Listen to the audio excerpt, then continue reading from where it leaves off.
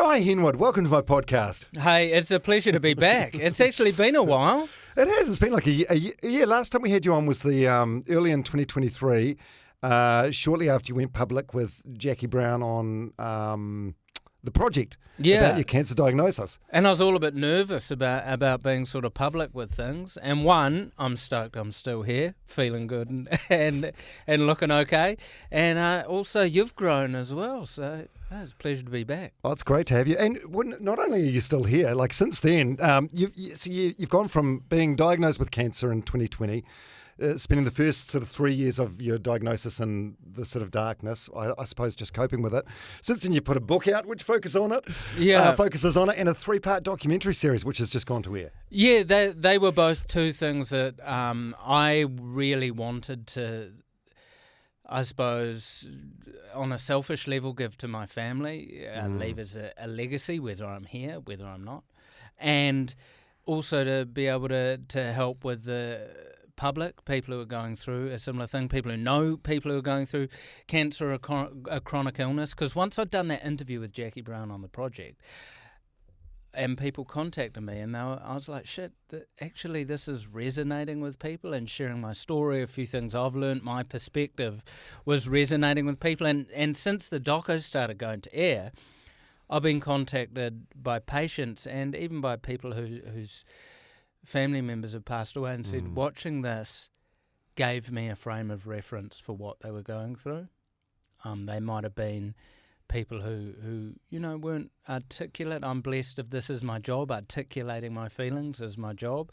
So being able to put it out there and help people is so cathartic. And that selfish thing of sort of by helping other people, you help yourself. Yeah, so we're recording this on a Wednesday. So the final episode of Live and Let Die goes to air tonight on 3. So by the time this podcast comes out, anyone that hasn't seen it, you got to watch it. It's on 3+. It's masterful. Actually, just before we came here for the podcast today, I was in the cafe down the road, and you're on the front page, and there's a big review in the entertainment section, and it's a great review. But I'm wondering, like, even if it was a shit review, would that bother you? No, this is the weirdest thing. I've done, I think back to probably one of the more nervous shows I had going to air was when I did Family Feud. Like I'd moved to, because people were investing in a 5:30 game show. I was a late night comic. We had a bit of cultural cringe. So, like the second the ratings come out, how are we doing? Oh God, I don't want to look at the reviews. With this, it's like, I don't really care what the ratings are like, and you'd have to be pretty savage to give it a rough review. Like it's a bit easier. It's a bit easier to give my comedy a rough review than this. So, but then I was just reading. Someone sent me a review. I think it was the Herald review or the Spin-Off review, and just the beauty that people have written about it have made me feel so blessed, and also, I let it all hang out. I let it all hang out. My rule to myself was, I'm going to just live and do everything, and I don't care what I look like. And I'll trust these people who are making the show to not make me look good, but to carry it with some sensitivity. And Justin Hawkes, who directed it, was masterful. Dom Freya, who shot it, it's just beautiful. My wife watched it, which I sort of that was the person I was most worried about seeing it. She's a very private person, and obviously she's been the person who's really been wearing this diagnosis with me, and she really liked it, and it touched her, and she said this conveys the heaviness of what being in treatment is like, and this conveys this roller coaster of emotions. And plus, everyone's reached out on Insta and emailing me, and I've tried to get back to everyone, and it's just been beautiful. So thanks to everyone who's watched it. Yeah, it's an outpouring of love. I mean, it's fucking sad to watch, because it's a reminder that, shit things happen to good people, and you are a good person. I was going to ask you about your wife, because your mum's very prominent in it. And we'll get into your mum. What a delight. Oh, yeah. But your wife, yeah, and your kids are in it as well, to a degree. But not your wife. Was that? So it's very interesting because it was like... it was a conscious decision, my wife not really being in it. She's in a small FaceTime in it. And then it was like, oh, is it like conspicuous if she's not in it? Like, is everything okay with you guys, sort of thing? But then it was like, no, this is our life. She is a private person. I'm a public person. And I think it conveys both in the book and in the doco how much I love my wife and how amazing she has been for me, but also she's a different person, and I need to respect her sort of boundaries and her wishes around it too. So when did you first get a copy of the show to watch? When did you get the Vimeo link? did you watch it with your mum and your wife? It was so... The weird thing was I made this with friends, right? So everyone... It's just, well, I mean, it's like...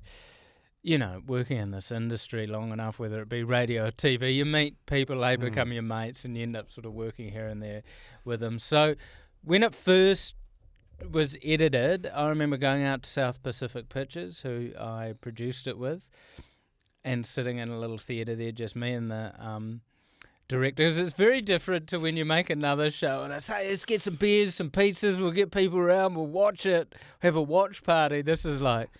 Shit, this is pretty heavy, bro. Let's just have two of us. Yeah. And watched it.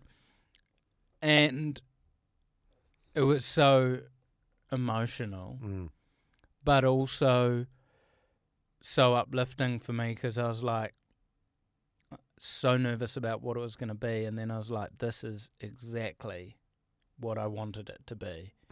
And then my best friend, Mikey Carpenter, graded it, which is like colorizing it, so giving it a flavour and an even colour and all that. And I had to go in and watch each episode separately with him because he's the guy who drives me to every chemo and stuff. So it was hard and huge for him to do it. So watching it was tough, and then got the Vimeo link. Then, of course, always nervous because I'm like, okay, now Mum's got to watch it. I hope she's happy with how she comes across. Yeah, because it's very personal. And then Mum was really happy with it. And Mum's a super proud person. And so she was awesome. And I was just stoked my daughter was so cute in it as well. Oh, and your son. He seems and my son, yeah. Geez, the apple doesn't fall far from the tree, does it? Yeah, there's some light moments in there. Like you mentioned Mikey Carpenter. So he drops you off to chemo and he gives you a hug and says, have a good one. Yeah. Which is kind of what you're saying. It's weird. You don't think about that till after, right? Yeah, and then there's like Brendan Lovegrove like having a durry in front of you. Like, okay, you just mentioned my favourite part in the whole... He has to be the only one in a cancer documentary smoking a cigarette. Was that deliberate? Was that for comedy? So it wasn't in number 2. He's smoking inside, which hasn't happened since like the 2000s. The best part is it's not in the doco. We're standing. The gig's about to start. His name gets called. He hands me his cigarette. So I'm holding a cigarette. He runs off. Then he comes back and he's, oh shit. Fuck. It's a cancer doc. I've just given a girl with cancer a cigarette.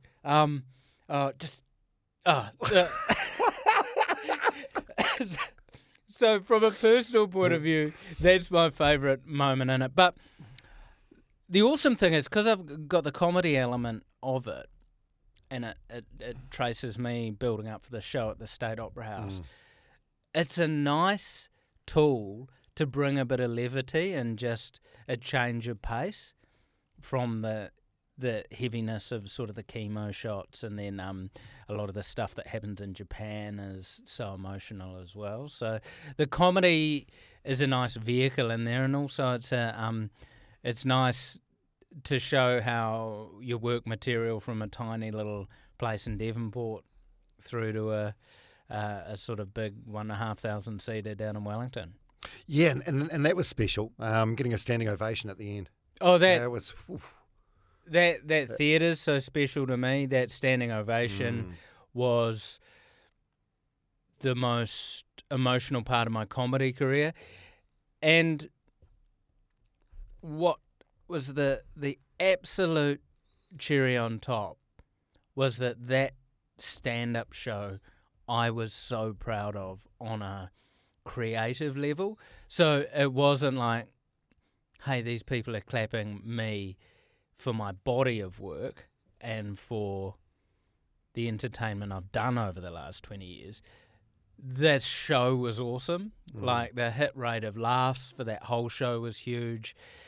The Samantha Hannah who warmed up for me and Justine Smith were amazing. So it was an awesome show as well. So it's cool having a show you're super proud of, plus the outpouring of emotion.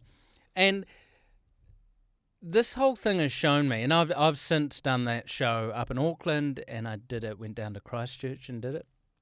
And it's cool, in this world now that's feels quite divisive with, everything that's going on in the Middle East, America, to an extent, New Zealand, but thankfully not as much. But, political parties feel more divided, people feel more divided. Seeing everyone come together and have a laugh, and then I'm meeting people who are from completely different walks of life, might have completely different political views, but we're all just having a laugh, and it's like, shit, humanity is good. Souls are good. And it's been a bit of a tonic for me just seeing how many beautiful people there are out there. Yeah, but I mean, that's sort of a community that you've built, though, because you radiate love. I suppose it comes back to you, and it's well deserved. And that's the thing is, I love and positivity, and there's a fine line though between positivity and sort of toxic positivity, if that makes any sense. Like there is a bit in the spiritual sort of community, or I almost call it conspirituality. Online there's also sort of conspiracy spiritual element of people who are selling snake oil, and that there can be quite a lot of toxic positivity of, no, you've just got to smile, it's going to be okay, and just general positivity. I have shit times. I cry, I deal with anger and all the same emotions everyone does, but I've just got to a place where I can realise that that's just part of my sort of climate, if you will, and it changes. Anger comes and goes like rain does, and happiness comes and goes, and I've got a little toolbox of how to keep myself happy in hard times. Yeah, when did you last cry? There's a lot of tears in this documentary, eh? Like, it's the most raw and vulnerable and open and honest. I've never cried. I have never cried in front of someone before, and then I went, well, I certainly have changed. I certainly changed that. Yeah. Is this your first time crying on TV? On any? Yeah. Yeah. I mean, it's weirdly the only time I used to cry in front of people was when I was a pisshead. And you get a bit emotional at the end of the night. If you're on the gins. And this, I didn't plan to cry, and I had some of the biggest cries I've ever had. But what this whole diagnosis has taught me, and my wife sort of taught me as well, is shit, a big cry can sort things out.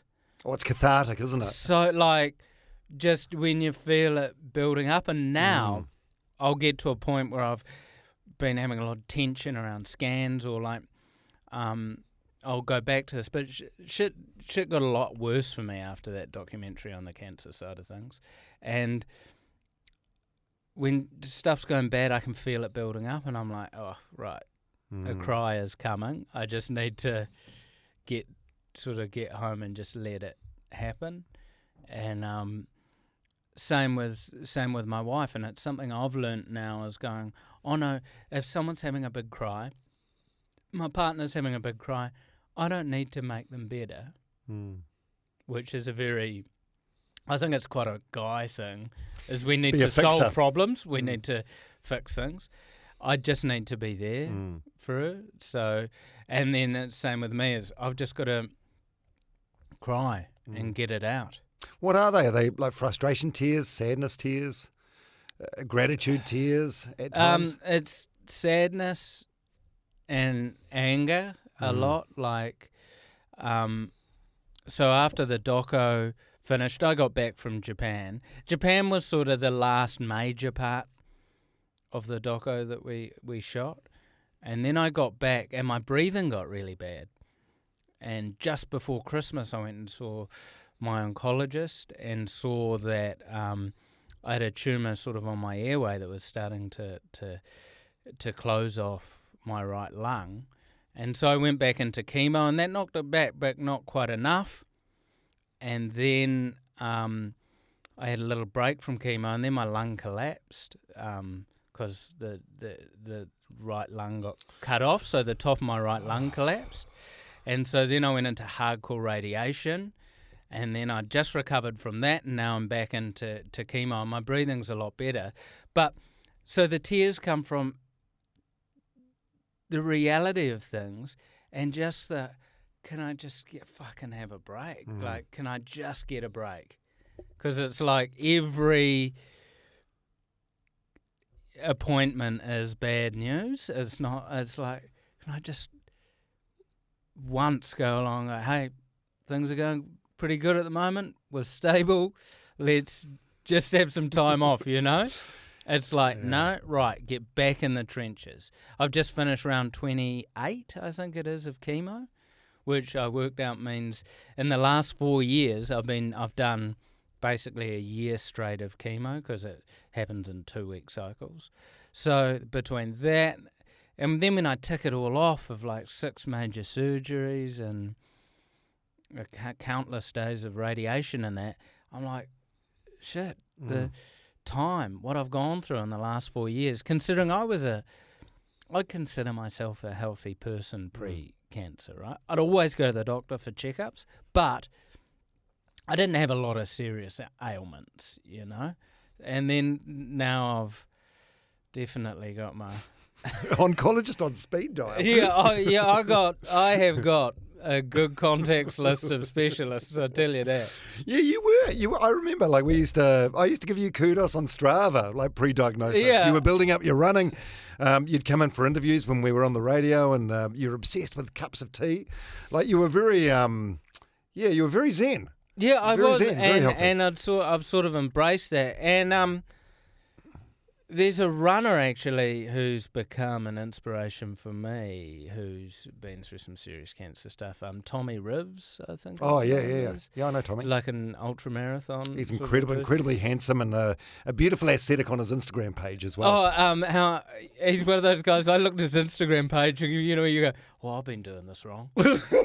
You know, where you go, he's thought his entire every post so well curated, colour matches, but so he had like he's only got like something like 20% lung capacity, and he's back running these huge things, and it's people like that where he's someone who just grabs life, you know, and it's people like that. No, I look at people like him and that as mentors in a way. I've got lots of mentors who I don't know, you know, because now with the beauty of podcasts, of social media, you can actually get to learn about people and they can become a mentor without having to meet up with them, if you know what I mean. Yeah, you can take inspiration from them. Yeah, pick their brains sort of vicariously. Yeah. Yeah. So the physical stuff. So you touched upon the 6 major surgeries and,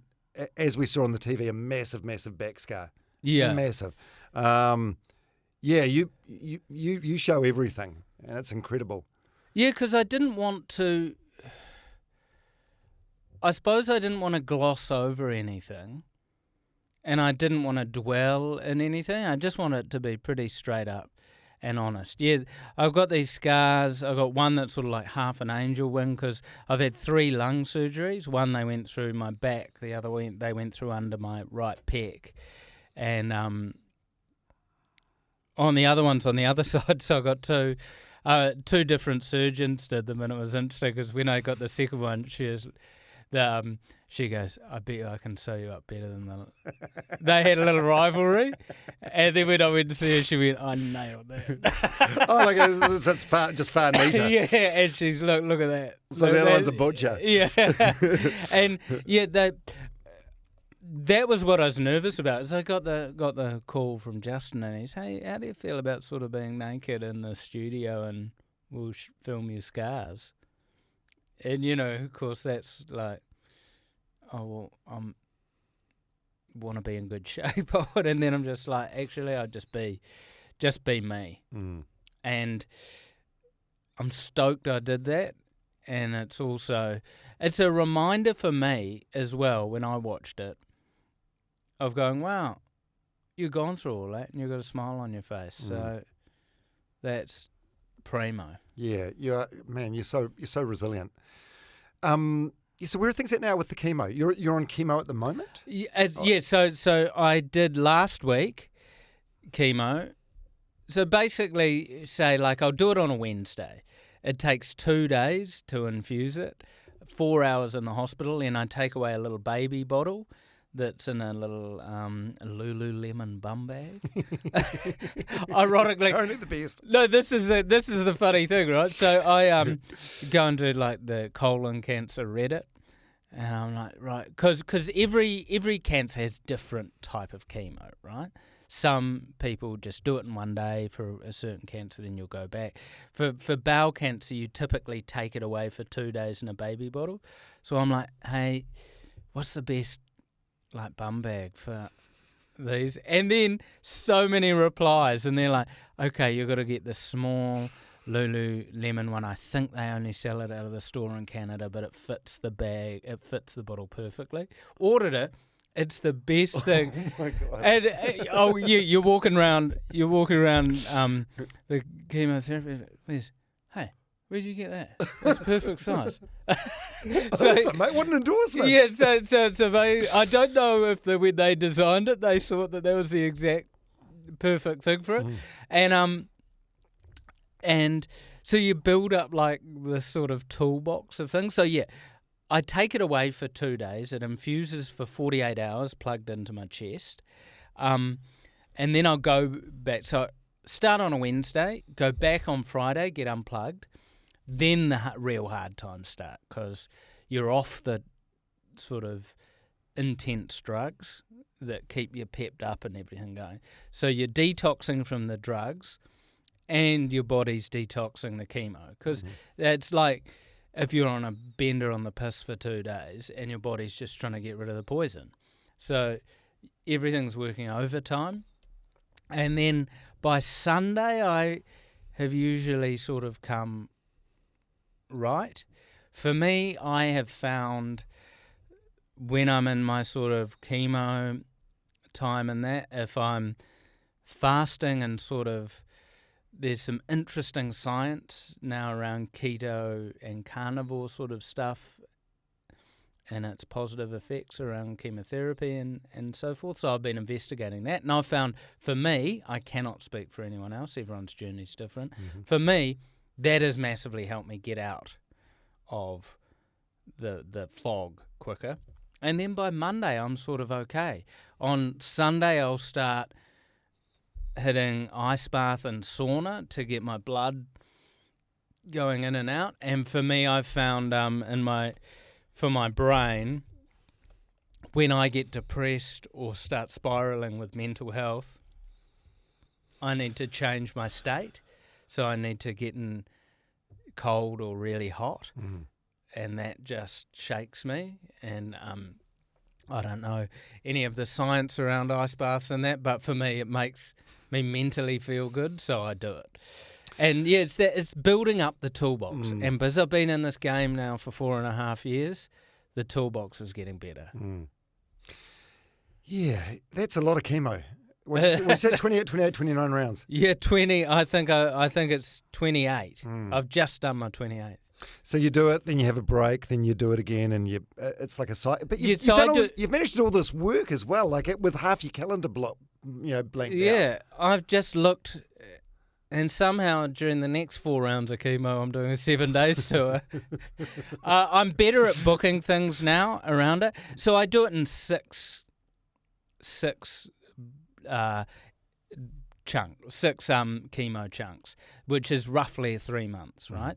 So I was like, I wanted to start sort of September and then get through to December. And the beginning of December, I'll do my last round. So I could then just take a break over Christmas and New Year and then gauge how things are. And it is the plan is just to stay on the road until there are some more advances.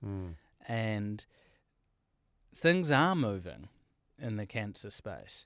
Weirdly, AI is actually, cancer is one of the things AI is going to massively help. Because it can just, the computational thing is it can just run all the different models of drugs, and it can sequence genes heaps quicker and that. And the aim, I suppose, talking to a lot of cancer researchers is in a way not trying to cure cancer, is trying to get cancer to a point like diabetes, where it's a chronic illness, but you can manage it. So they're trying to find a combination of potentially drugs that are out there that already exist that you can combine to take to just keep things stable. So, like, how are you today? Like, you seem good. You look good. I'm great you're today. Articulate. You're sharp. That's the thing. That question there is what people need to ask people with cancer. Not the big, so how are you? More like, how you doing this morning, man? Because today I'm great. You know, if you'd asked me that on Saturday, oh shit, I was in bed. Today I'm great. We had planned a trip to see some family over in Sydney tomorrow. I'm going to the grand final, NRL grand final with my wife and 2 kids. So it's cool. I've got some excitement to look forward to.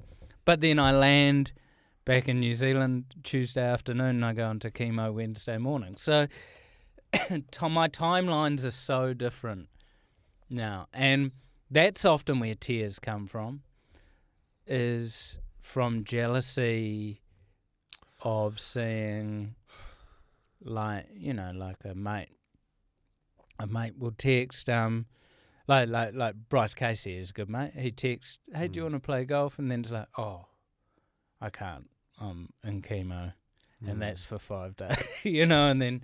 So it's just those little things.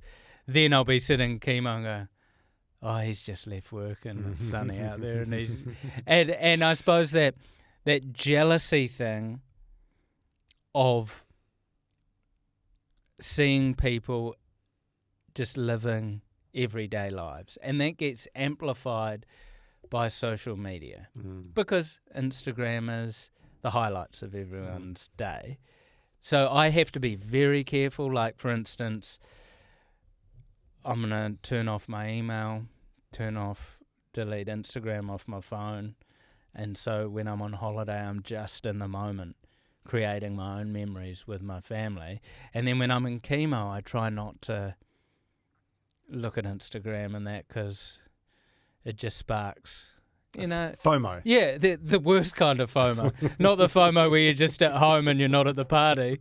The FOMO where you're having chemo and everyone else is rocking. Hashtag chemo FOMO. Yeah, chemo FOMO. God, I reckon Bryce Casey probably knew, and he thought, oh, this is a chance to, like, beat Dai. Yeah, get here him while he's deep in the chemo. Yeah. Do you go all right? Do you go all right with the golf? For how long I've been playing? Definitely not. Definitely not. This is an example. Golf's one of them, and ukulele is one of them for me, right? I reckon everyone should have something that they do as a hobby that they're shit at, that they never want to do publicly, right? I love performing. I love playing the ukulele, and I'm so bad at it. And I would never want to do it on stage, but I love doing it by myself. Everyone should have a hobby for them that's just for themselves. Paint. It doesn't matter if you're shit at painting. And for me, that's a good outlet. And I don't know why I still play golf. I've been the same level of shit for like 10 years. But I really... 10 years? Oh, you've done your 10,000 hours. Yeah, I've done you're going to drop it, son. Look, I am living evidence that Malcolm Gladwell is a liar. Oh, it's enjoyable though, isn't it? I reckon I've played very little golf, but you can have like 100 shit shots and then one where you just connect and it doesn't hurt and it makes that sound and the ball flies where you imagined it was going to fly, and that's enough to get you back. Yeah, and that is what I do. And also I do it because, unfortunately, with a lot of the lung stuff, like for me, my meditation exercise thing was like running. And as you'd know, when you step out of running, say for 3 months, that first run is like, hold on, how did I used to just bang out 20 Ks? 3 Ks is feeling pretty rough, And for me now with the lung stuff, it's like, oh, actually, this is not a push-through moment. This is a look after yourself moment. So I'm aware how important for your mental health and your physical health getting some exercise is. So for me, like golf is sort of slow exercise, but I'll go and walk for 4 hours. Now I'm sort of more, I'll walk the dogs and do bigger walks. And now I'm starting to breathe a bit better. I'm looking at sort of getting into the runs, and like my son's liking a bit of running, so we want to. First goal is to try and do a bit of training, do a park run together. Cool, that's great. The little 5K, because I discovered park runs when I was sort of trying to not drink, get off the piss slowly, and as a touring comic, I was like, oh no, I'm in Melbourne. I've got a park run. Edinburgh, there's a park run, and then you could have these things that you could just keep track of all around the world, and then, there's one in Western Springs, So, and it's cool because 5Ks, I believe, is a great distance for an amateur runner, because it can either be a real challenge if you're getting into it, or if you're in the rhythm, that's something you can really push for you to better your time. Yeah, it's great. Anyone that hasn't done a park run, I recommend you do it. They have them all around the world. It's free, logs your times. It's bloody brilliant. And there's also, I noticed, it's generally a real cool crew of people show up to those things. It's neat. It's a tribe, eh? Yeah. It's a tribe. So the chemo, does it get any easier? You know how most things you do in life, like say you're scared of a bungee jump, you do a bungee jump. By the time you've done 28, 29 bungee jumps, is that how it is with chemo, or no? Is it difficult every... So the first 9 rounds I did was the heaviest chemo I'd done, and it was this drug, I'm probably not pronouncing it correctly, it's oxyplantin, and it gives you neuropathy, so where... any change in temperature feels like electric shock, so I was wearing gloves to get milk out of the fridge. An amazing thing is that's the chemo Dean Barker was on, and I was talking to him about it, and he was bloody training for the America's Cup while doing it. So he had like heated gloves and stuff while he was out on the water, because it gives you this neuropathy. Then I moved on to one that is what I'm doing now, is slightly easier in terms of it doesn't have that side effect, but it doesn't get easier. Some rounds are easier than others, but that has no rhyme or reason. Like, sometimes I'll be, shit, I'm not in the zone for this. It's going to struggle. Then I don't find the round that hard. And then other times I'll feel like I'm dialed in and the round will be epically hard. So, unfortunately, it never gets easier. Yeah, because in this documentary you say it's chemo is a 5-day punishing hangover, hardest thing I've voluntarily done. I suppose, to continue that analogy, sometimes you can drink and you wake up the next day feeling fine. Other times you have like 3 beers and you wake up with a hangover the next day. No, it's completely like that. Yeah, when you're like...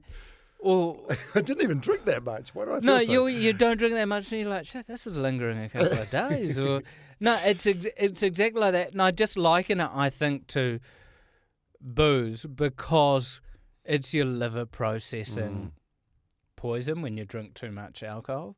But the sad thing is you don't have any of the good times around it. And I've also built up, I use the term toolbox a lot, like I now have found there's a drug, like a sort of anti-anxiety drug called lorazepam that people might be familiar with. I've found that now I take that, a small dose of that before I go into chemo, a small dose of that at the end of the first infusion, and it's almost like a bit of an amnesiac. It helps me sleep.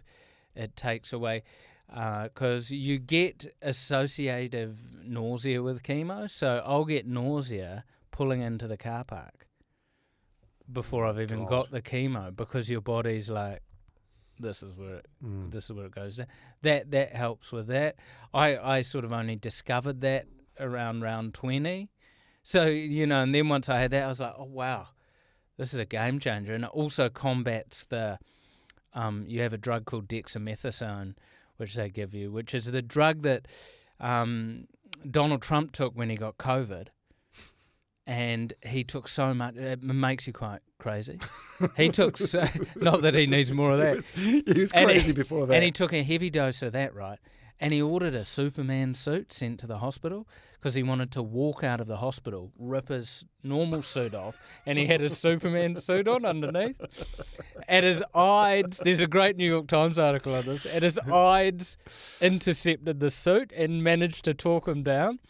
Because it's almost like methamphetamine. You feel so, it's a heavy steroid. So it's what helps as anti-nausea. It keeps all your organs going. But it means it's very hard to sleep. This lorazepam sort of helped that.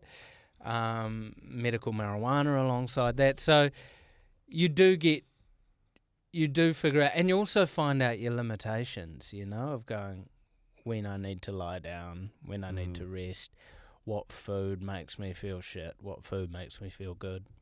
Yeah, I mean, before the cancer, you were, I think, quite in tune with your body. I guess you're even more so now. But do you have, how do you get up for each round? Like from a mental perspective. The hardest thing is after. So now I'm say a week out from doing another one, but I'm still in the phase where if I think about it, I'm like, I can't do it. I can't do it. But then I find a couple of days out, I'm like, oh, I think I can do this. And then it's inevitable.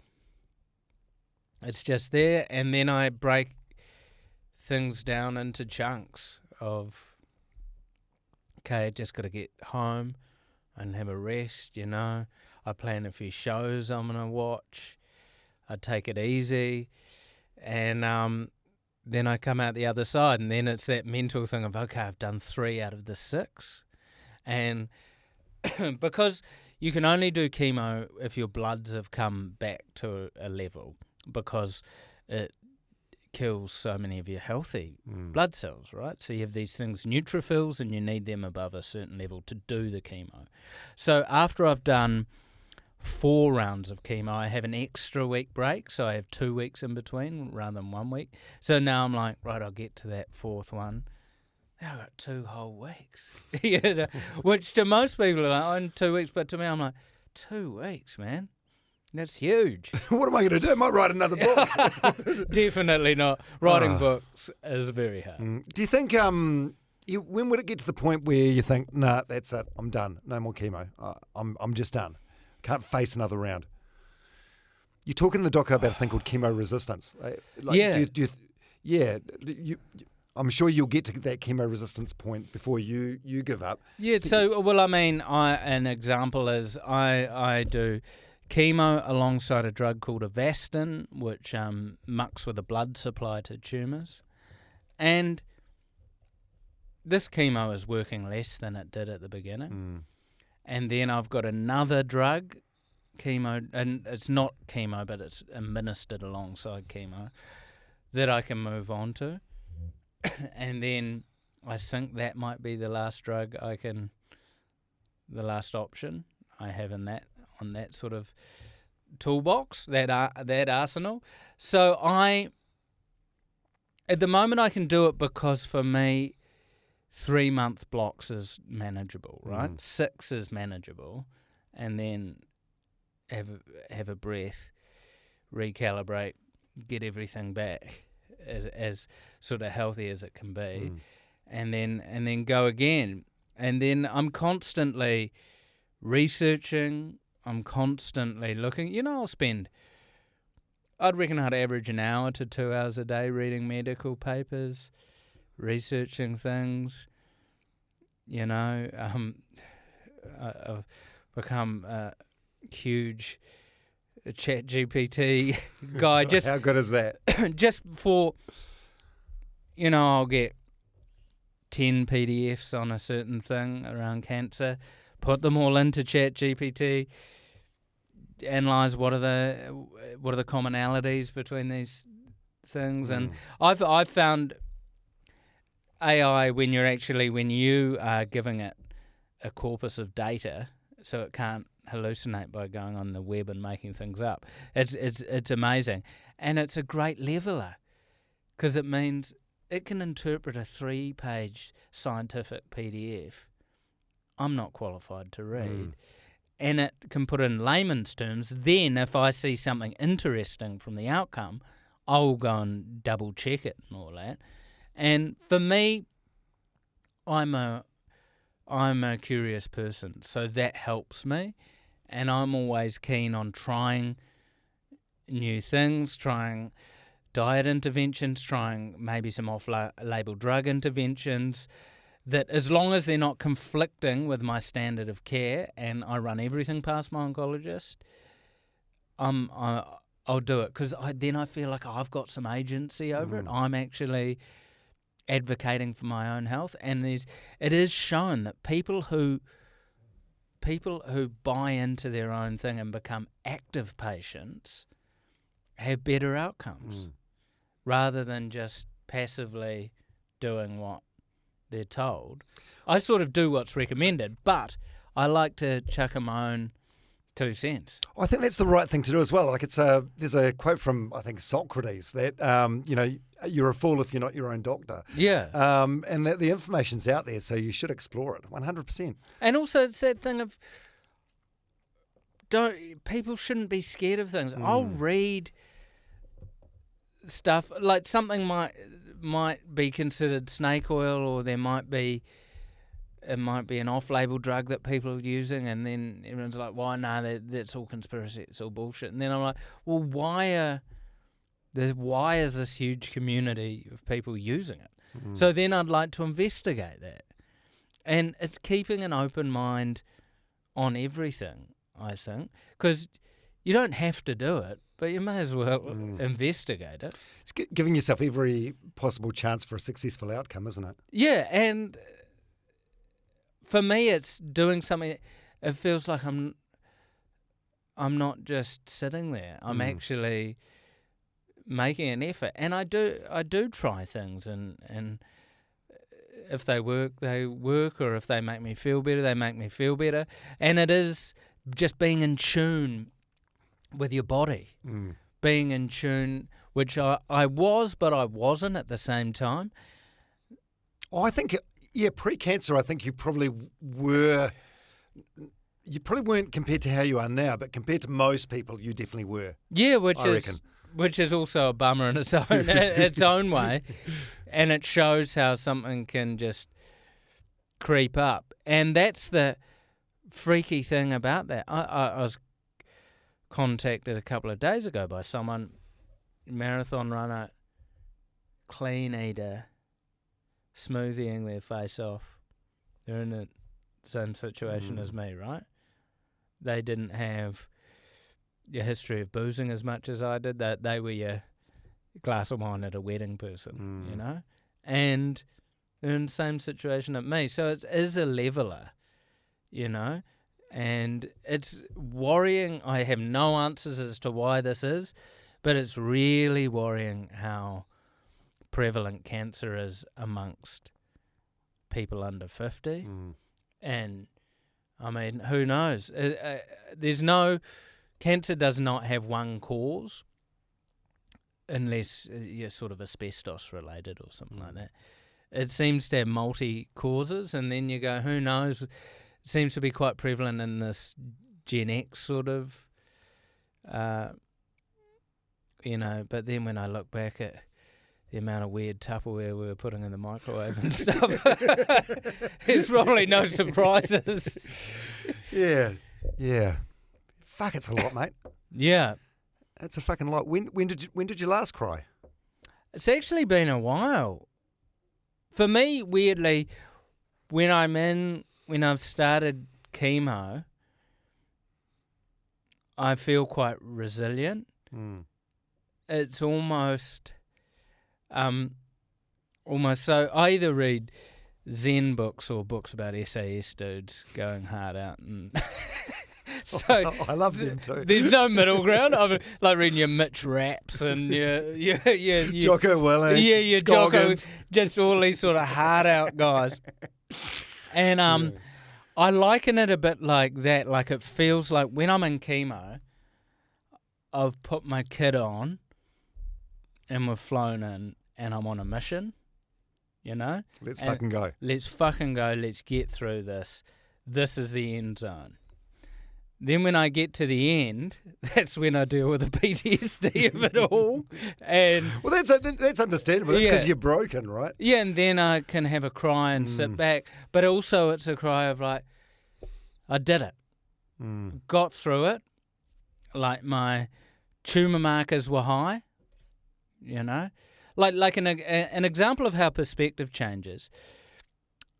For bowel cancer, they monitor a thing called CEA, and for different people it reacts differently. But for me, when my CEA is high, it means the tumour's growing. Like I've proven the link for my body.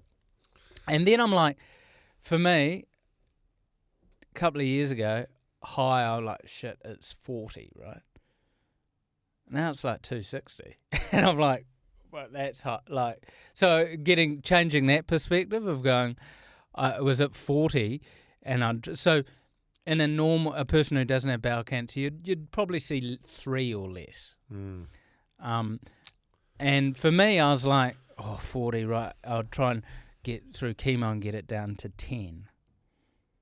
And then it was, okay, I'll try and get it. Now it's like, I'll try and get it under 100. Yeah, so it's that thing of moving goalposts. Yeah, the moving goalposts. And what is a win for me now would have felt like a massive loss, a year ago. Is it just constantly being prepared to like adjust and change your mindset? Yeah, and also not to live and die by the numbers and the scans, to actually live and die by, in the morning, I'll get up. I like to go and stand on the lawn on bare feet and just listen to the birds, do a bit of sort of qigong or meditation. And that's when I check in and do the, how am I feeling? How am I feeling right now? And there's a amazing person, I think she's from Harvard, called Ellen Langer, who they're saying if people check in on themselves more regularly, you actually find you feel better. Because I'll check in on myself 4 or 5 times during a day, and I will go, oh no, 4 out of those 5 times I might go, I'm actually feeling good. And then I can go, no, I'm feeling good today. It's like an advanced mindfulness, really, isn't it? Yeah, and she's done a lot of studies around the impact words have, right? Which is a lot why they now don't sort of work around timelines.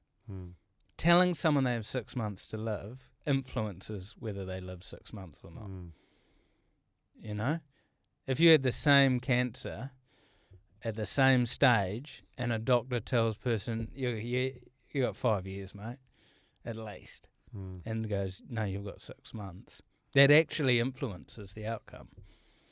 Yeah, understandably. Language, because people get the mind-body is all one thing, and how we talk to ourselves and all that. So she became she's done some amazing studies, not just around cancer, on all these different things.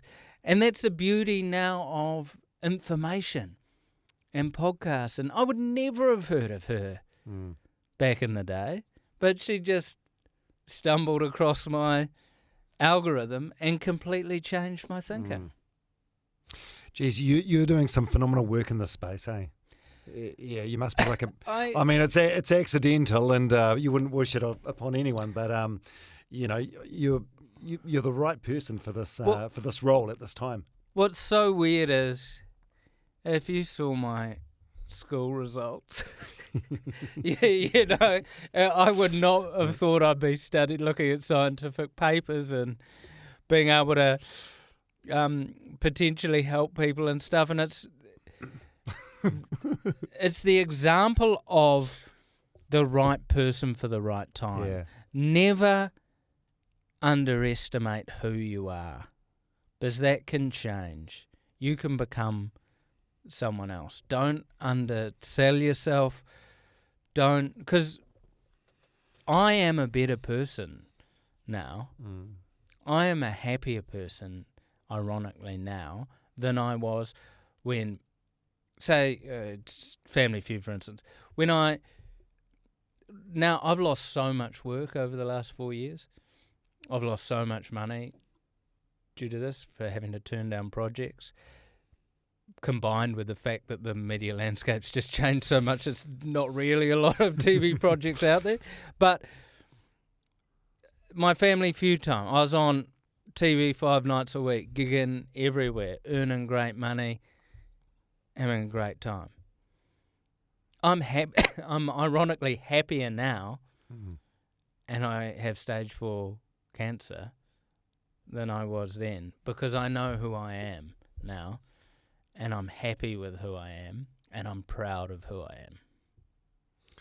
I'm proud of who you are too. Oh, who would have thought the kid that was obsessed with that sex book in your parents' library? How well thumbed was that? Oh my god! We'll get back to the documentary for a bit. So you do things like that. You're playing it up for the camera a little bit. Afterwards, you're like, oh god, why did I do that? Yep, always. Why did I overshare? Yeah. And also, I saw that again. It was there's this book, Sex in the Movies, that had some good boobies in it. And now I'm thinking back, going, wow, before the internet, just one picture of boobs went a long way. It did a lot of hard yards. A lot of heavy lifting for many years. Yeah, God, that's in your family home, which your mum has downsized. God, what a special lady. Yeah. I thought about her a lot after watching that. So she's 78, Dame Carolyn Henwood. Yeah. Court judge. So she lost her husband, your dad, a couple of years ago. Now she's been dealing with this, and I'm sure she's a strong, stoic lady, but fuck, it's a lot to endure for a mum of one. It was huge because 2019 I lost my dad, 2020 I was diagnosed, and the 18 months leading up to his passing, he had dementia. So you're basically, dementia is, when someone's in the throes of dementia, that is grieving for someone while they're still alive. So we went through that, had buried him sort of August 2019.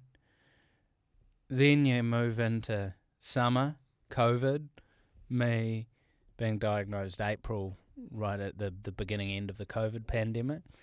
And we were separated for that, right? So the only time we saw each other was like a catch-up in a car park. And Mum's, she's been a lawyer and a judge, and what was so primo is being able to have her on my medical team. So she'll FaceTime in when I'm with my oncologist. And it's great because when he's talking to me, I'm the patient, so I'm like, my head's just swirling, trying to process, oh shit, what does this mean? what's that lung thing there? Whereas she's a bit more critical. So then she can ask questions, sorry. And then also it means when I come out of the meeting, I'm not trying to ring her and relay what happened. You're a creative as well, and I suppose she's more of an analytical. No, and she'll be asking me like, Lois, so what did he say? What was his tone there? And I'm like, I think he... Because also words matter so much in those things, because an oncologist will never sugarcoat anything for you, because they can't give false hope, right? So you cling to what they say. And having her part of my medical team is awesome. She's an amazing grandmother. She's an amazing mother-in-law. And we're such a tight unit because I'm an only child. She had 3 siblings and they've all passed. My dad had 3 brothers and they've all passed, and my dad's passed, so we're a small family, you know. I've got beautiful cousins, luckily. And it's a small unit. So having her there, and it was big selling the family house because we never moved. They bought the house just before I was born. And I grew up in that house. And then Mum luckily sold it, downsized to a small place in Wellington and got a small apartment close to us in West Auckland. And it's cool because now we see more of her. She can sort of be around, and she was massively helping me while I was doing chemo over the previous summer, and it's brought us very close because it's honest. And she's like me, she's optimistic, but also as it goes on, you've got to be optimistic, but then the reality of it all starts to hit home. Yeah. Has she always been good at showing vulnerability with you, and vice versa? Like you talk about your dad in the documentary, and I suppose he was a loving dad, but a product of his generation. So you knew he loved you through actions rather than words. And your mum, after he got diagnosed with dementia, she made him go and say the things that he had never said. Was she like the loving one, the one that expressed it with words? She did express it with words. The frame of reference for Dad was he's a Welshman who was bombed. His house was bombed to smithereens when he was a kid, you know. They were, because when the Germans hit Britain in World War I, the Welsh town Swansea, where we're from, was one of the first towns bombed. That's where the planes came in. So that got levelled, you know. And so they took kids, and the kids went and hid in the forest and shit, while the adults were in bunkers and things. So you can't underestimate the mental trauma that causes people, even as young kids. So, yeah, we would talk rugby and we'd talk about performing. And love came through in that. And I always knew he loved me. Dad, you know, he loved me to bits. But Mum was probably the more huggy, she was the more huggy, lie with me when I'm sick and that sort of carry on. Yeah, it comes through. It's a special relationship. Oh, and vice versa with you to her. Like there's a card that she's still got on the wall unit that you wrote when you were 21, which is really, really, really well written. Like it's really poetic. So I hadn't read that since I was 21, and I read it in the doco, and I'd never realised why it was up there. It was profound. And then when I read, I was like, oh my God. And I was super stoked that I managed to articulate how much I love my mum as a young kid, because I don't think a lot of people do. And I used to like to write poetry when I was younger, and sort of that was a creative outlet for me.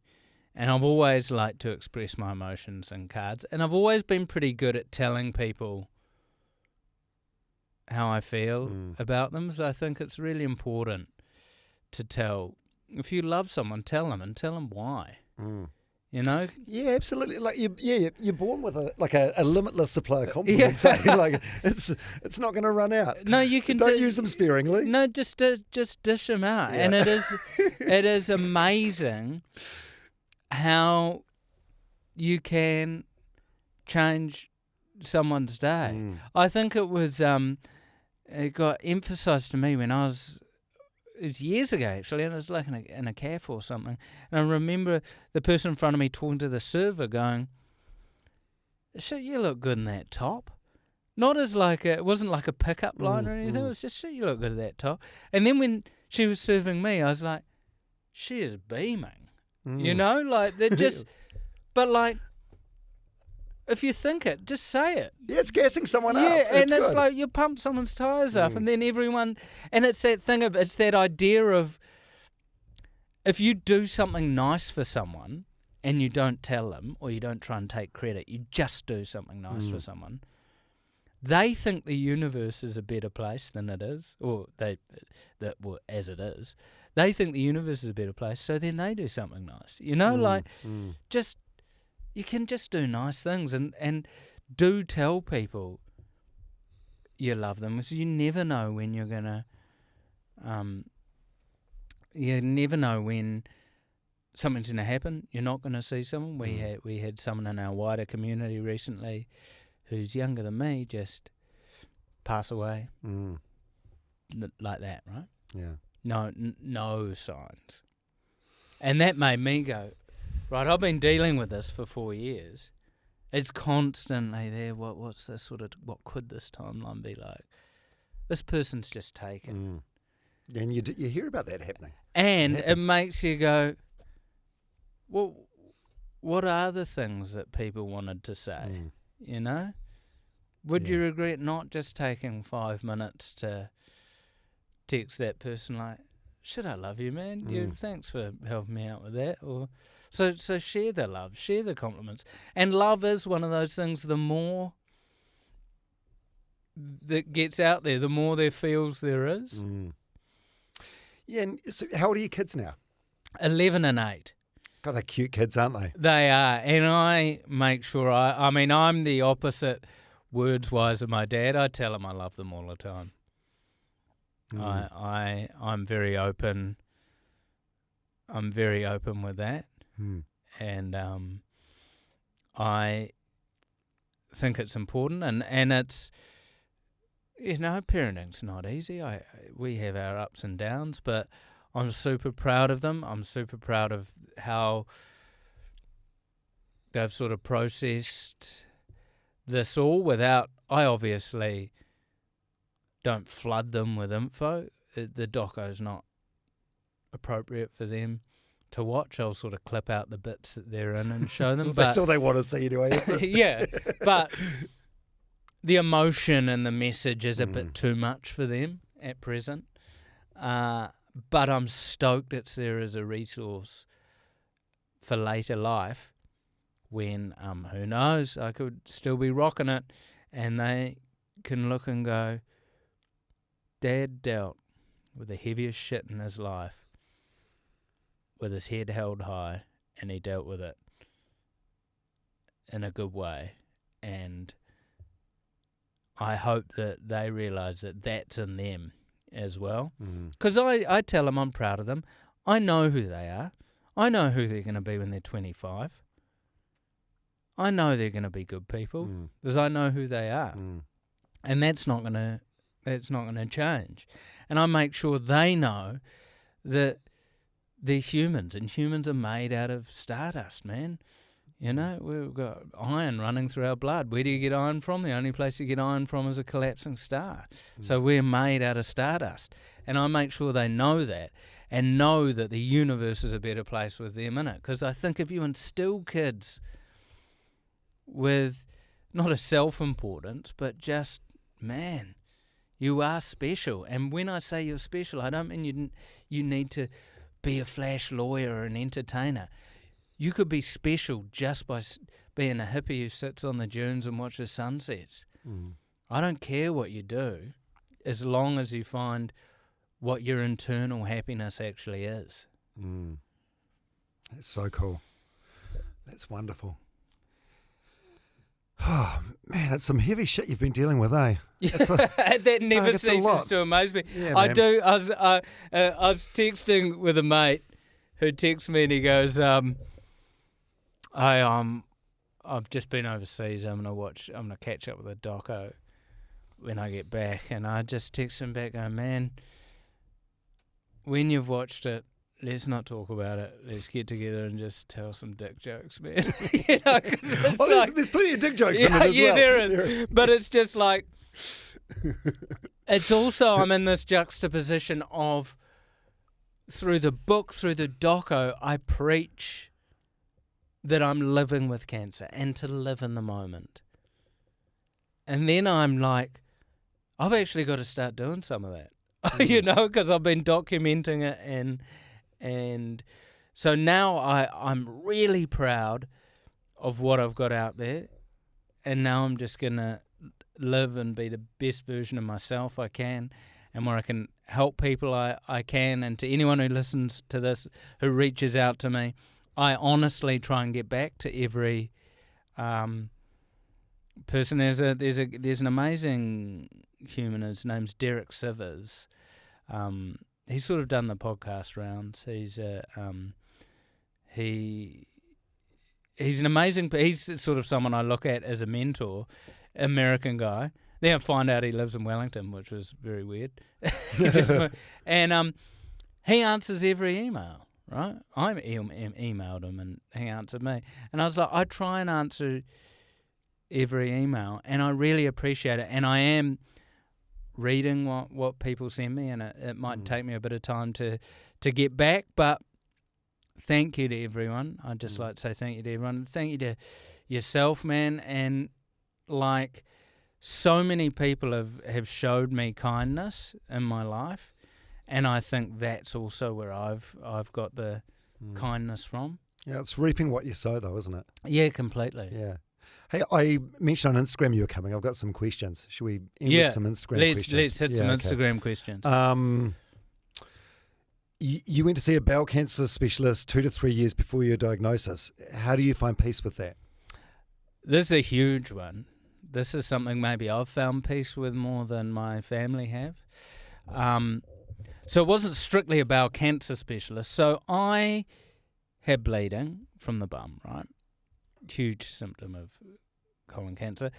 Doctor thought it was potentially anal fissure. It didn't fit the bell curve of what needed for a colonoscopy, but I went to a bowel specialist who did a short sort of a mini colonoscopy. I don't know exactly what it's called.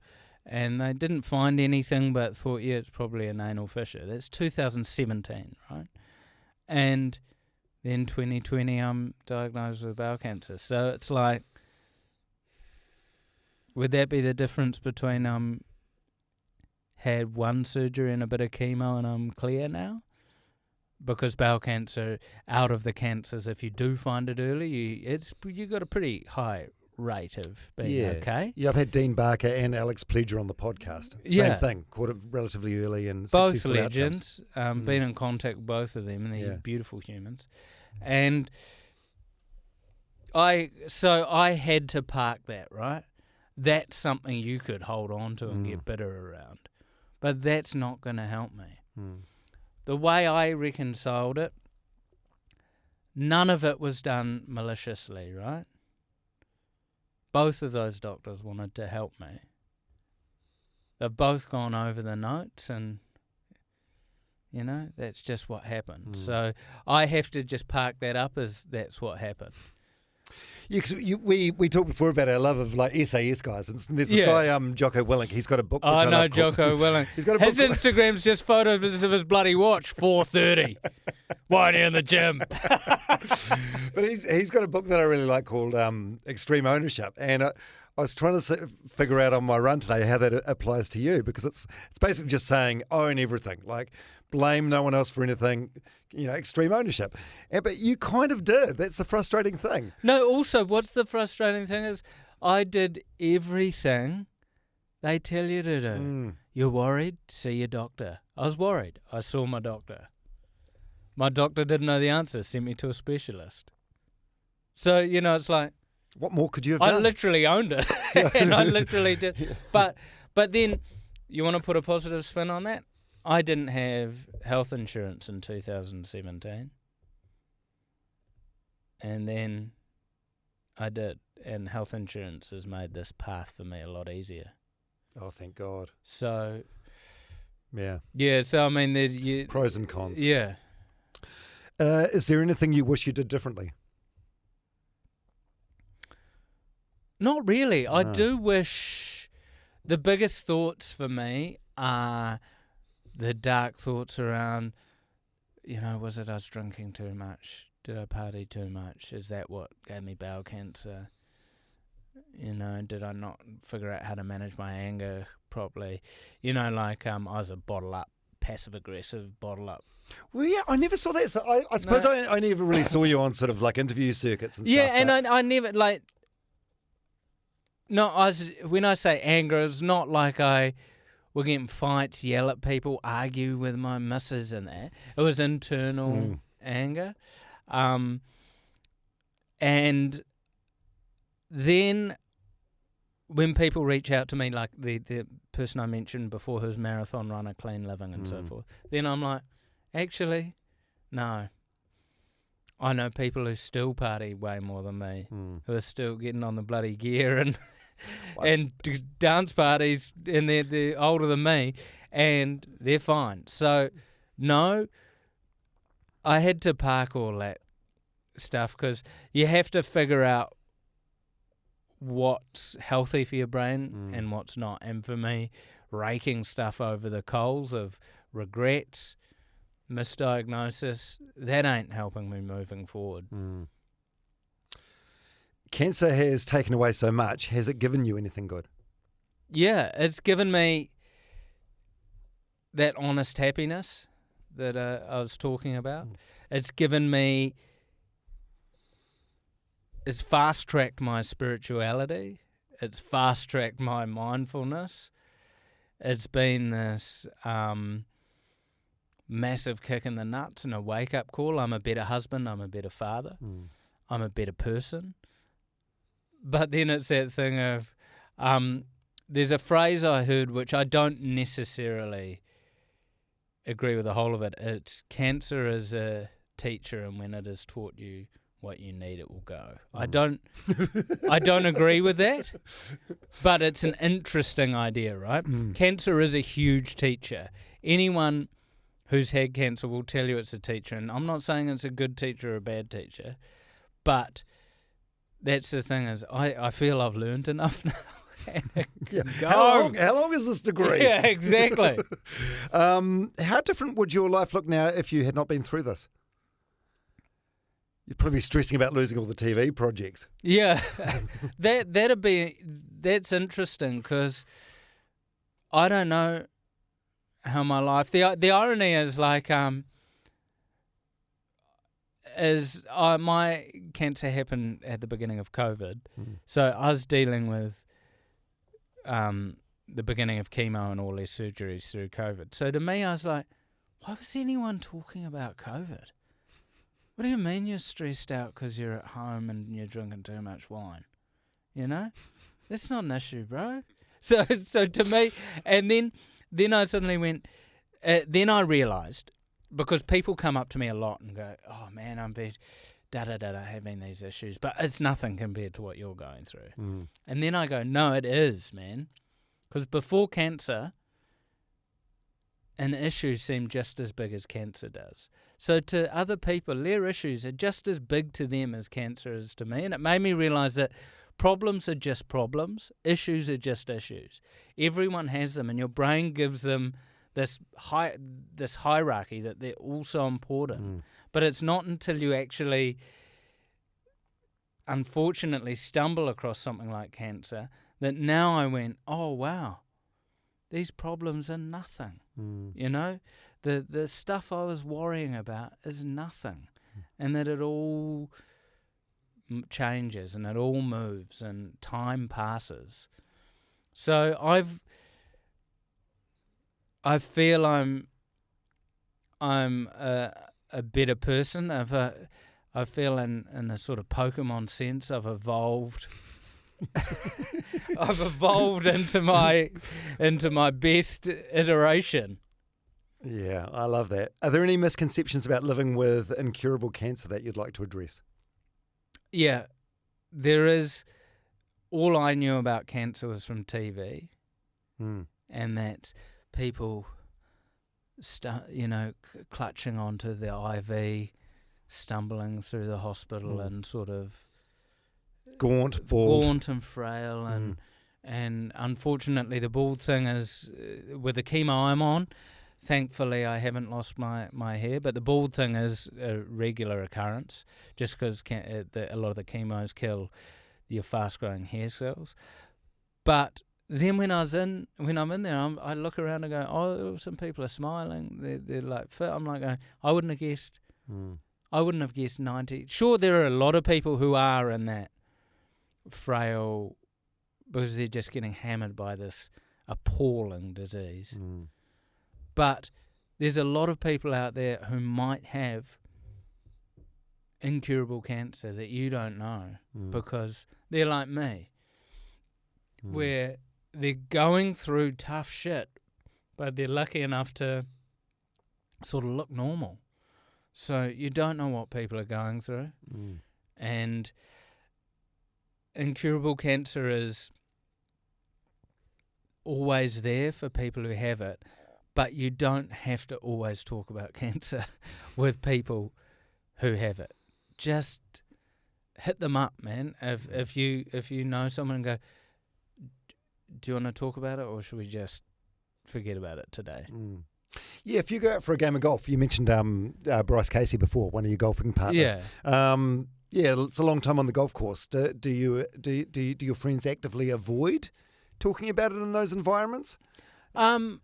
No, the good thing is I've sort of got a WhatsApp thread with a crew of people that's where it's called Little D with a big C. That's where I'll chuck out, hey, I'm feeling shit today. I need my tyres pumped up. I'm going in. So that's where I sort of have a lot of the cancer-related chat. And then when we're out there, often I'm just with mates or comics who just want to talk some rubbish. And that's what I love. Yeah. What does hope mean to you now, and has the definition changed? Hope falls in there with when you've got a breath, there is still hope. That's how I feel. And I say to myself, it's an old saying who I forget the name of the woman who first said it, that is, I sort of say to myself, if every day in every way I'm getting better. And that's my little hope mantra. And yeah, I've got hope, and hope is everything. I've got hope for the world. I've got hope for humanity. I've got hope for the climate. Nothing's hopeless. So hope is huge, and hope is important. And you don't rely on hope, but why not? There's no harm in it. Yeah, because I saw a therapist a few years ago, and I had this tendency to almost like catastrophize things or look for the worst case scenario. And she was like, it's only fair if you look for the worst case scenario that you have to also like entertain the best case scenario as well. Mate, that's exactly what I do. Because humans, I think, go negative, right? But that's because, shit, someone's going to... What's the worst that could happen? Well, like a lion's going to attack it, so we've got to we're setting up camp, right, what's going to fuck us up. But I'm the same. I'm like, hey, I've been thinking about all the worst case shit. What if this all works out? And sometimes it's weird. When you actually flip that script a bit and do think about the best case scenario, you do swell a bit in terms of like positivity, and you do feel a bit better. Absolutely, and you start to think it's possible. It's possible that this could happen. Yeah, the documentary, is this the body of work that you're most proud of? Yes, 100%. 100%. But as I mentioned at the beginning, I let it all hang out. The people I trusted with my story told it exactly how I'd want it to be told. And yeah, I couldn't ask for anything more. It's definitely my most proud moment in terms of things I've put on the screen or stage. Oh, it's incredible. I mean, it's not an easy. The thing I love about where we are with TV and media now is it lingers around. Yeah. So people can go on 3+ and watch it whenever they want. So I feel like it's going to be. I don't know what TV ratings are these days, but I feel like this is going to be one of these things that gets consumed, for years to come. Yeah, my end game for this is I want to. We're looking at cutting it down to sort of a festival documentary size.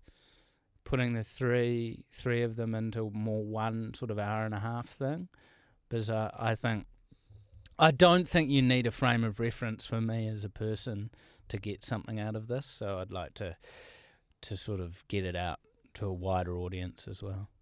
And leave the bit in there where you talk about fucking the plug hole. Maybe. That's a little teaser for anyone who hasn't seen it. Watch that. Oh God! Honestly, warts and all, the good, the bad, and the ugly. Hey, can you remember what your last words were in the documentary? The very final words. It's a real poignant quote. I think so. This, in a way, I think if it's what you're referencing, this is the most poignant thing I've ever said, and it just popped into my head. And it is, when the fear of death is gone, all that remains is the joy of living. Yeah. And I think that is so true.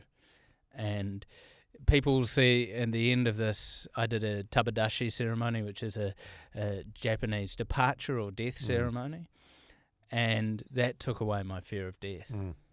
And I think everyone needs to face death. In the Western world, we don't. We're scared of it. We hide from it. It's going to happen to all of us. So it also is a great way of crystallizing how awesome today is. And that thing of realizing that we're all going to die with a to-do list. So don't freak out too much about all the minutiae shit you've got to do. Just enjoy the day. And I think when the fear of death is gone, all that remains is the joy of living. And if people were to take away anything from the doco, I'd want you to take away that. What a place to end it.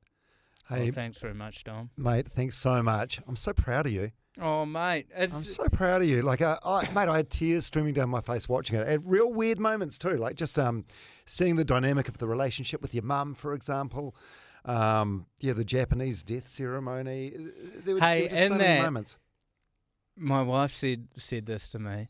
At the end of the death ceremony, I had a hug with the monk, and my wife goes, "Shit, that looked like a really good hug." And it was an amazing hug. For anyone watching it, look at the hug I have with this monk. It's a cracker of a hug. Yeah, after he was kind of mean to you as well. Because you have to write down the names of 3 people dear to you. So you've got your 2 kids and your wife, and you're like, "Oh, can I throw in my mum as well, like a 4th?" And he's like, no. Because that was the hardest. I was saying I've got a small unit. That's my unit, right? Yeah. So it was like, sorry, Mum. Hey, you're an absolute legend, mate. And thanks, Tom. Whatever the future may bring for you, I just wish you all the best. I love you, mate. Hope to be on here in years to come going, "This is how you get rid of cancer."